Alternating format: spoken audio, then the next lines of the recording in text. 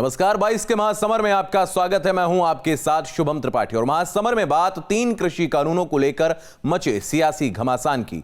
बताएंगे आपको कि कैसे विपक्ष कृषि कानूनों की वापसी के ऐलान के बाद सियासी खिचड़ी पकाने में लगा है। नमस्कार, आपके साथ मैं हूं आयुष सूर्यवंशी।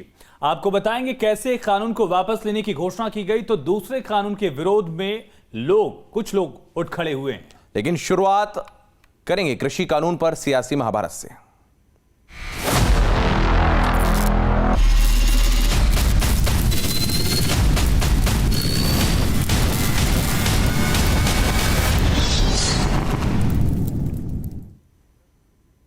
विपक्ष और किसान नेता तीनों कृषि कानूनों को वापस लेने की लगातार मांग कर रहे थे। प्रधानमंत्री नरेंद्र मोदी ने 1 साल से चल रहे आंदोलन को खत्म करने की गुजारिश के साथ तीनों कानूनों को वापस लेने का ऐलान कर दिया, लेकिन फिर भी विपक्ष की सियासत जारी है। तो कांग्रेस समाजवादी पार्टी की अपनी सियासी वजह है तो किसान नेताओं के अपने हित आंदोलन को वापस लेने की जगह सियासी नफा नुकसान तय किया जा रहा है।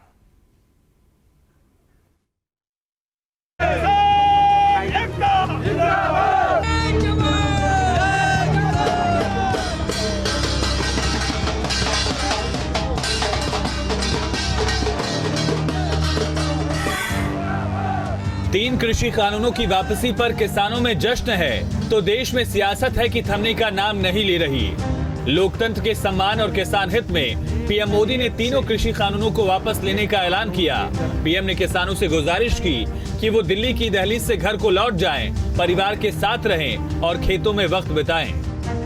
अब आप अपने अपने घर लौटे, अपने खेत में लौटे, अपने परिवार के बीच लौटे। आइए एक नई शुरुआत करते हैं। पीएम मोदी के किसान हित में लिए फैसले को लेकर अब कांग्रेस सियासी खिचड़ी पकाने में लग गई है। कांग्रेस महासचिव प्रियंका गांधी ने प्रधानमंत्री को चिट्ठी लिखकर कृषि कानून के मसले के साथ ही केंद्रीय मंत्री अजय टेनी पर कार्रवाई की मांग की। आपने यह भी कहा कि देश के किसानों के प्रति आप नेक नियत रखते हैं। यदि ये सत्य है तो लखीमपुर किसान नरसंहार मामले में पीड़ितों को न्याय दिलवाना भी आपके लिए सर्वोपरि होना चाहिए। लेकिन केंद्रीय गृह राज्य मंत्री श्री अजय मिश्रा टेनी अभी भी आपके मंत्रिमंडल में अपने पद पर बने रहे हैं। कांग्रेस ही नहीं, समाजवादी पार्टी भी सियासी फसल को काटने में पीछे नहीं है।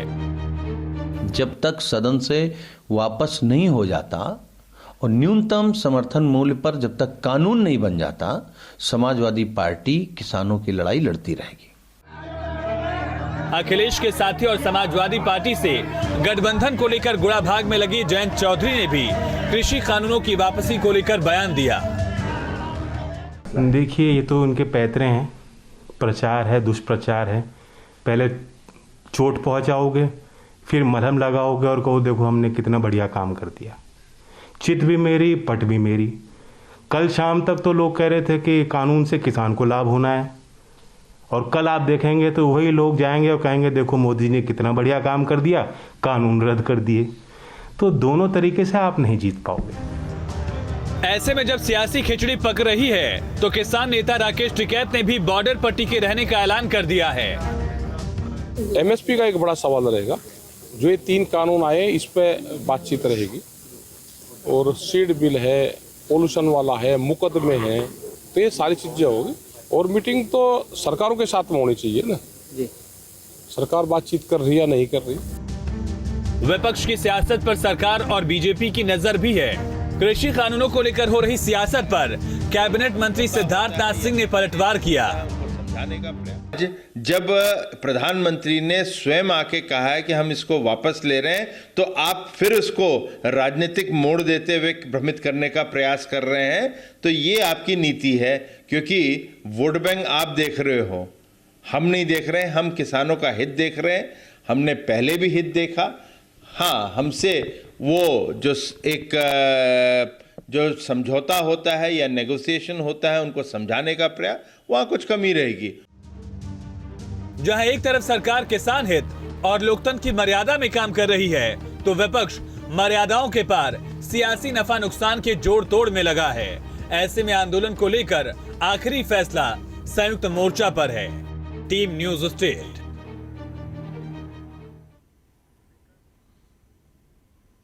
तो तीनों कृषि कानून की वापसी की घोषणा के बाद जारी सियासत में कांग्रेस का टकराव कांग्रेस से ही हो गया है। बिल्कुल, सरकार पर प्रियंका गांधी के हमले के बाद कांग्रेसी विधायक अदिति सिंह ने प्रियंका पर पलटवार कर दिया है। देखिए, मुझे सबसे पहले ये नहीं समझ में आ रहा है कि प्रियंका गांधी जी आखिर चाहती क्या हैं। जब बिल लाए गए तब उनको उससे समस्या थी, जब उनको वापस लिया गया है, रिट्रैक्ट किया गया है, तब उनको समस्या है। तो हमको समझ में नहीं फिर वो चाह क्या रही हैं। खुल के बताएं, वो इस पर राजनीतिकरण ना करें, इस पर खुल के बताएं कि वो फिर क्या चाह रही हैं। ये क्लियरली बस मैटर को पॉलिटिसाइज कर रही हैं, तो राजनीति करने के मुद्दे भी खत्म हो गए उनके पास। 40% टिकटों का इन्होंने वादा किया है। उत्तर प्रदेश के साथ साथ 4 और राज्य हैं जो चुनावी उसमें जाएंगे, इलेक्शंस में जा रहे हैं। उनमें से पंजाब एक ऐसा राज्य है जहां उनकी सरकार है। आप ये टिकटें बस यूपी में 40% क्यों ऐलान कर रहे हैं? सरकार बनाना तो छोड़िए, विपक्ष बनाने के तो काबिल नहीं है वो। छोटी छोटी रीजनल पार्टीज तो उनसे ज़्यादा मजबूत हैं। तो ये बस लॉलीपॉप स्वरूप यहाँ अपने महिला वाला कोटा टिक करने के लिए, पूरा करने के लिए यूपी में ये लॉलीपॉप बांट रहे हैं। मैनपुरी में राज्यसभा सांसद हरनाथ सिंह ने राकेश टिकैत पर हमला बोला है। तो कृषि कानूनों की वापसी के ऐलान के बाद हो रहे विरोध को लेकर हरनाथ सिंह ने मांग की है कि टिकैत की संपत्ति की जांच होनी चाहिए। बिल्कुल, लगातार आरोप प्रत्यारोप का दौर भी दिख रहा है। एक तरफ प्रधानमंत्री नरेंद्र मोदी ने खुद आकर यह ऐलान किया कि तीनों कृषि कानून सरकार वापस ले रही है, लेकिन किसानों की तरफ से, किसान नेताओं की तरफ से दरअसल यह कहा गया है कि अभी आंदोलन जारी रहेगा। राकेश टिकैत ने बयान दिया था और उसी को लेकर हरनाथ सिंह ने बड़ा हमला बोला। शुभम, बिल्कुल, तो हरनाथ सिंह ने राकेश टिकैत पर हमला बोला और अपने बयानों के लिए लगातार चर्चा में रहते हैं हरनाथ सिंह। इससे पहले संसद में प्राइवेट बिल लाने की बात भी हरनाथ सिंह कर चुके हैं। बिल्कुल, और यही वजह है कि उन्होंने एक बड़ा हमला राकेश टिकैत पर बोला। दूसरी तरफ प्रधानमंत्री ने कृषि कानून वापस लेने का ऐलान किया तो एक और कानून के विरोधियों ने झंडा उठा लिया है। मांग की जा रही है कि सीए कानून को भी वापस लिया जाए और कृषि कानून की तर्ज पर ही मौलाओं की मांग है सीए को वापस लिया जाए।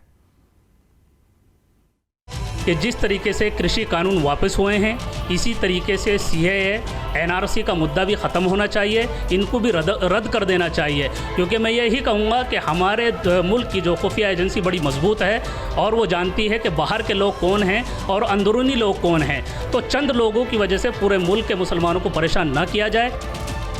कृषि कानूनों की वापसी का ऐलान करके प्रधानमंत्री नरेंद्र मोदी ने बड़ा दिल दिखाया तो उनके अरमान भी जाग उठे जो सांप्रदायिक सियासत की झंडा बरदारी करते आए हैं। सीएए को लेकर सियासी चिंगारी एक बार फिर सुलगने लगी है।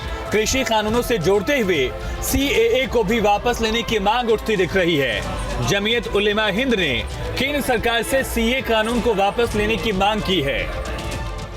तो जिस तरह से आपने कृषि कानून को वापस लेने का फैसला किया है, इसी तरह से सीएए को भी वापस लेना चाहिए और हजरत मौलाना अरशद मदनी साहब सदर जमीयत उलमा हिंद के बयान की भी हम हिमायत करते हैं। सीएए के खिलाफ मौलानाओं की सुरबंदी तेज होती जा रही है। लखनऊ से मौलाना सुफियान ने भी सीएए को वापस लेने की मांग का समर्थन किया। हम वजीर आजम से ये गुजारिश करते हैं कि सीए और एनआरसी के नाम पर जो काला कानून पास किया गया है उसको भी कहीं न कहीं वापस लेने की ज़रूरत है। खासतौर पर मुसलमानों के लिए जो लाया गया है ये कानून को वापस लेने की ज़रूरत है। मौलानाओं को जवाब देने के लिए सियासी मोर्चे पर सरकार की ओर से केंद्रीय मंत्री मुख्तार अब्बास नकवी सामने आए। उन्होंने सीएए को लेकर उठी मांग पर जवाब दिया। देखिए, जो पिछली सरकार थी वो क्या थी? करप्शन की सरकार थी, क्राइम की सरकार थी और कुशासन था। तो जिस तरह का करप्शन, क्राइम और कुशासन हावी था, आज जो है वो कानून का राज है, सुशासन है और आज न दंगा है न दबंग है। तो निश्चित तौर से ये एक बहुत बड़ा बदलाव उत्तर प्रदेश में योगी जी के नेतृत्व में आया है, नरेंद्र मोदी जी की प्रेरणा से आया है। केंद्र सरकार देश में नागरिकता को लेकर एक बिल लेकर आई थी। 11 दिसंबर 2019 को संसद से बिल पारित हुआ। 12 दिसंबर को राष्ट्रपति ने बिल को मंजूरी दे दी थी। इसका विरोध विपक्ष और मुस्लिम संगठनों ने किया। सीएए के विरोध में देश में कई जगहों पर हिंसा भी हुई थी। कृषि कानून वापस होने के बाद सीएए विरोधियों को उम्मीद जगी है, लेकिन इतिहास यही बताता है कि यूपी की सुरक्षा एजेंसियां विरोध प्रदर्शन की आड़ में हिंसा करने वालों को मुंहतोड़ जवाब देने के लिए तैयार हैं, तत्पर हैं। Team news state. तो कृषि कानून की तरह सीए एनआरसी कानून को भी वापस लेने की मांग उठी है, तो सियासत भी शुरू हो गई है। बीजेपी का कहना है कि सीएए कानून वापस लेने का कोई मतलब नहीं है। वहीं कांग्रेस ने कहा कि सरकार को इस पर भी विचार करना चाहिए। देखिए, सीए एनआरसी देश की सुरक्षा अखंडता से जुड़ा हुआ मसला है। एक ऐसा मसला है जिसमें पड़ोसी राष्ट्रों में जहां भी अल्पसंख्यक जो हैं, जो प्रताड़ना को झेल रहे हैं, उनको न्याय देने का मसला है। ऐसे किसी भी कानून को वापस नहीं लिया जा सकता है। ऐसे किसी भ्रम में ना आवे। जो लोग भी इस पर राजनीतिक रोटी सेकने का काम कर रहे हैं, अपने मंतव्य साधने का काम कर रहे हैं, उनको ये समझना चाहिए कि नरेंद्र मोदी जी इस देश की भलाई के लिए कोई भी कदम उठा सकते हैं। कानून है, सरकार जो लाई है, उनको भी वापस लिया जाए इसी तरह से। मैं समझता हूं कि इस पर भी विचार करना चाहिए सरकार को। रक्षा मंत्री राजनाथ सिंह पिथौरागढ़ पहुंचे। राजनाथ सिंह ने झोल खेत मैदान से शहीद सम्मान यात्रा के दूसरे चरण की शुरुआत की। सीएम धामी, मंत्री बिशन सिंह चुफाल, अजय टम्टा और मदन कौशिक भी इस दौरान मौजूद रहे। रक्षा मंत्री राजनाथ सिंह ने शहीदों को नमन करते हुए उन्हें देवतुल्य बताया। वहीं यह भी कहा कि उत्तराखंड में सैन्य धाम 5वां धाम होगा।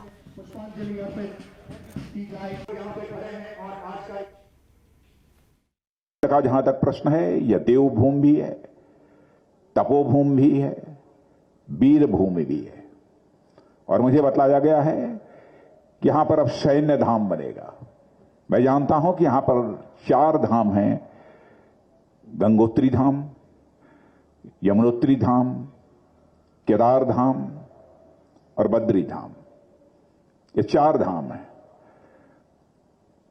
और यदि उत्तराखंड सरकार यहां पर 4था धाम सैन्य धाम बना देती है, तो मैं समझता हूं कि यह 5वां धाम होगा इस उत्तराखंड की धरती पर, बहनों भाइयों। डिप्टी सीएम दिनेश शर्मा ने सीतापुर में विपक्ष पर निशाना साधते हुए कहा कि विपक्षी पार्टियां विकास के मुद्दे पर नहीं बल्कि परिवारवाद और जातिवाद पर चुनाव लड़ना चाहती हैं। और दिनेश शर्मा ने कहा कि बीजेपी विकास के मुद्दे पर ही चुनाव लड़ेगी। और आज आने वाले चुनावों में विपक्ष के पास में मुद्दा नहीं है। भारतीय जनता पार्टी का मुद्दा है विकास, और अन्य लोगों का जो मुद्दा है, कोई आज परिवारवाद पे, कोई क्षेत्रवाद पे, कोई संप्रदायवाद पे, कोई जातिवाद पे, इन आधार पर चुनाव को बदलने की कल्पना कर रहे हैं। तो 22 का महासमर में फिलहाल इतना ही। आप लगातार बने रहिए न्यूज स्टेट के साथ।